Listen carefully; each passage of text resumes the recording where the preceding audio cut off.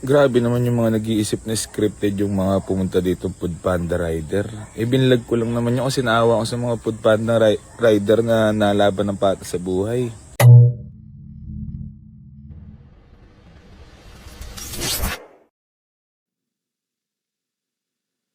Hello mga stories! Welcome back sa another content mo. Mga stories, ano naman tayo?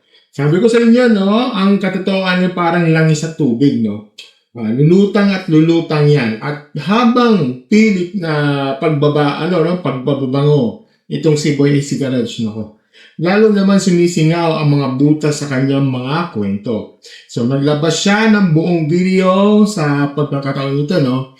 Hindi na siya mabait, galit na siya, no? Ang target niya, no, kayong mga netizens na nag-isip, nag-analyze at nakatuklas ng mukhang scripted daw ang mga rider prank na pinapalabas niya. So, marinig ko sa kanya, no, sabi niya, tanga na, para saan, at naawa ako sa tao. So, yun. Okay? So, ngayon, ano natin, no?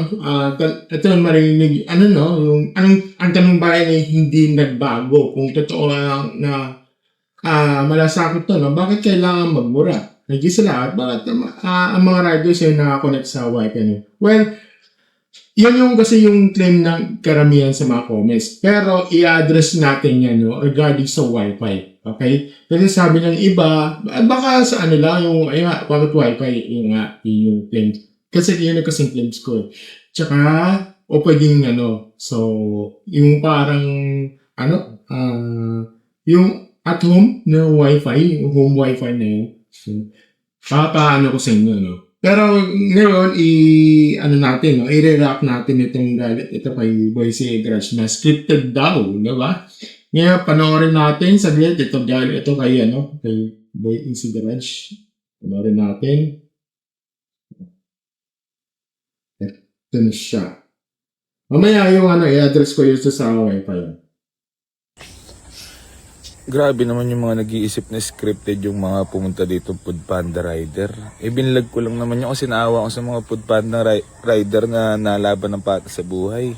Tapos may mga nagpo-post pa na kesyo scripted daw, kesyo pakulo ko lang daw yun para matabunan yung issue. Hindi yun ganun eh.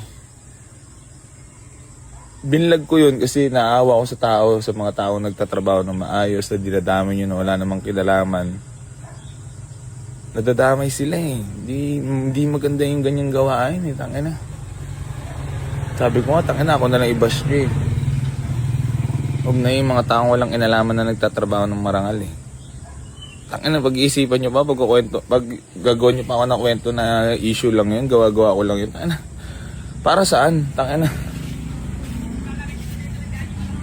Okay, so, mga stories, no, well, larin yun, no, kasi parang silang plaka ng salitang tanga, ganito, na ba ngayon, kapag nasukol ka ng logic at ebidensya sa publiko, no, at uling bala mo, tatawagin bobo ang mga taong sumusuporta at pumupunan sa'yo, di ba?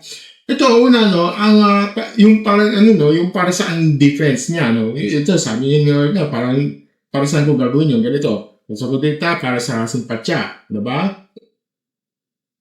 Gipit ka na sa issues ng adventure eh. Sunod ka na sa issue ng silent head. Galit ka na sa mekaniko sa iyo eh, dahil sa pag-degrade mo sa kanila. Tapos anong kailangan mo? Isang hero narrative. Kailangan mo bang lumabas sa biktima ka rin para mag-divert ang attention?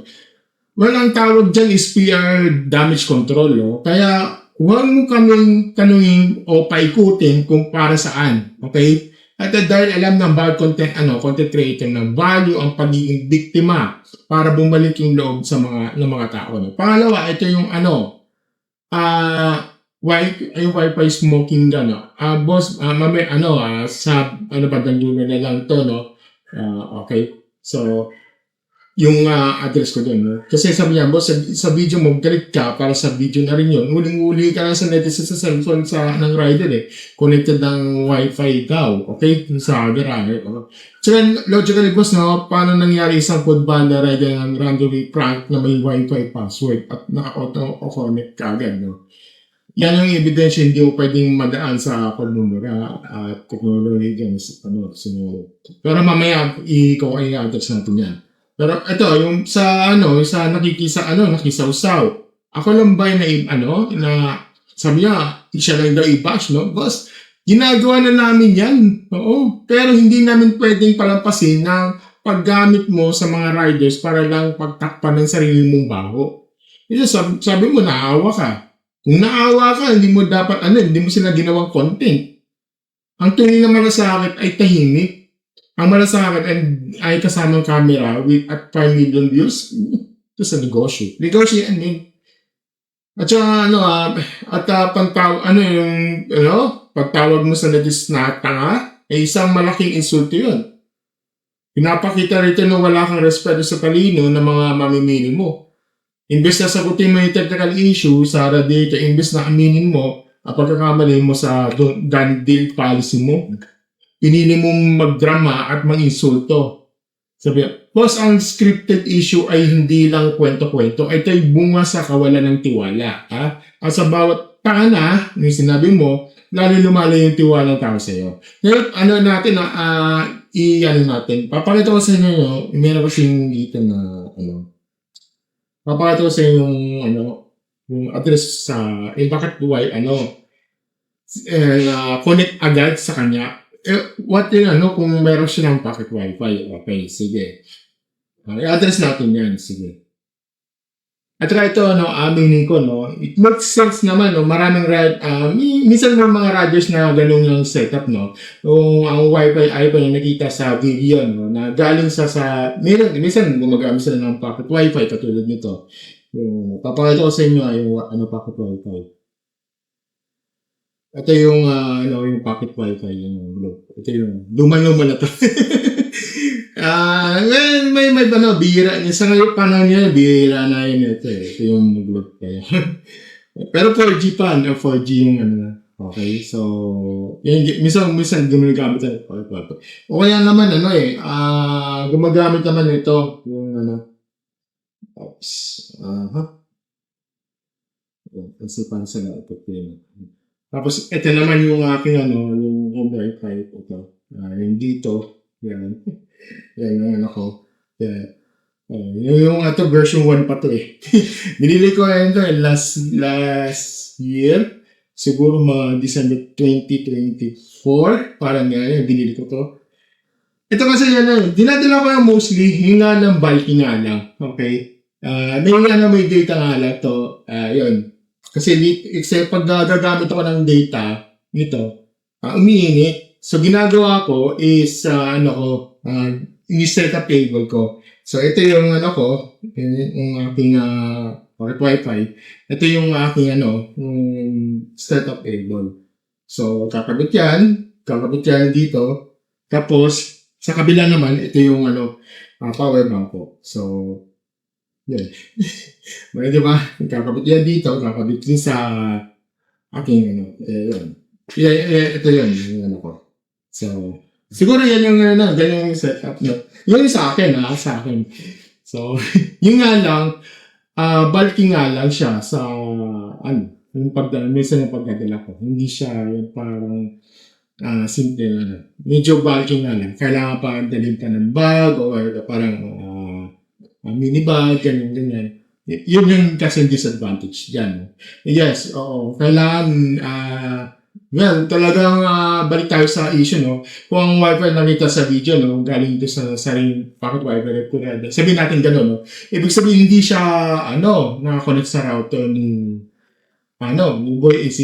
Kung hindi siya nakakonect sa AC, baka mababawasan ng scripted factor ng video, Bilang mapanuri, kailangan natin tanggapin yung posibilidad na coincidence lang ito. Okay? Pero bakit perfect time? Ang sa akin is, bakit perfect timing pa rin, Kasi Kasi tanggapin natin ng Wi-Fi defense, hindi na mawawala pagdududa sa timing ng video, no? Bakit yung working student script ay napaka-smooth ng pasok, no? Di ba? Kung stranger ka ng Reddit tapos na-prank ka, ang unang emosyon mo ay inis at pagod mo. Pero sa video, parang naging talk show, bigla yung usapan, di ba? Nawala yung tension, mahilig storytelling tungkol sa pag-aaral, possible yung bakit wifi, yung flow yung usapan, di ba? Or sabihin natin, hotspot, dun sabihin natin, gano'n. Yung pa rin yung medyo fishy para sa ikararami. No? Well, ang alam ko, yun na kasi yung bida dito.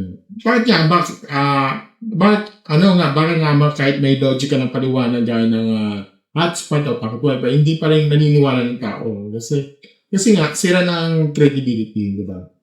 Yun sa Pero, well, kasi sabihin natin naka-hotspot o packet wifi, yun, sana sa susunod mong video, na-explain mong maayos, imbes mong may insulto ka ng tanga. Ipakita mo ito mo boss, ganito. Packet wifi o hotspot, hindi naman sa akin. Pero sige, siguro nagkataon man lang yan, o ano. Ayun. Sige, yun yung in-address ko kasi. Pero, yun. At just, ako medyo tingin sa akin, bakit, hotspot? Hotspot agad sa kanila. Baka, lang yun, parang, packet wifi. Pero, thank you sa, sa mga comment sections na, baka hotspot lang yan, or, packet wifi lang. Okay, so, yun, malinaw naman ng kayo, mga stories, no? Ano masasabi niyo sa hirit niyo, no? Niniwala kayo sa naawating, no? Kung naawa ka ba yan? O ramdaman niyo yung damage control sa nauwi sa kanina. Comment down below, no? Sa iyong comment section sa pag-usapan natin. Yun lang mga stories. Thank you sa, again, thank you sa, magiging constructive sa comment section. Maging, constructive criticism, no? Siguro hindi, hindi, siguro na, I think isa hypothesis na naman yun. No? Pero, siguro, sabihin natin ngayon,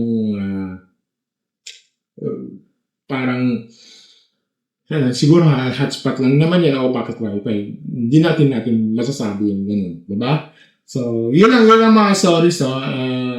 Kung gusto nyo mga ganitong video, ito like, share, subscribe sa ating channel, and click notification button sa ating baba.